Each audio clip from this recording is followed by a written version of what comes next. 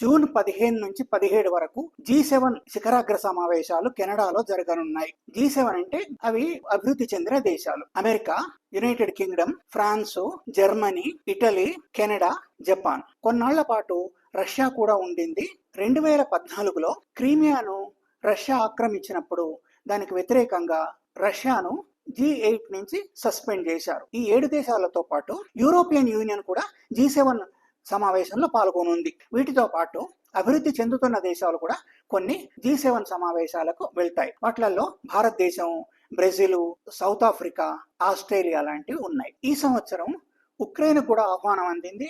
ఇతర దేశాలకు కూడా ఆహ్వానాలు వెళ్లిపోయినాయి. కానీ భారతదేశానికి ఆహ్వానం రాలేదు. 2019 నుంచి భారత ప్రధానమంత్రి నరేంద్ర మోదీ తప్పనిసరిగా G7 సమావేశాలకు హాజరవుతున్నారు. ఈసారి ఆయన హాజరు కావట్లేదు. ఆహ్వానం ఆయనకు ఎందుకు అందలేదు? భారతదేశాన్ని ఎందుకు పక్కన పెట్టారు?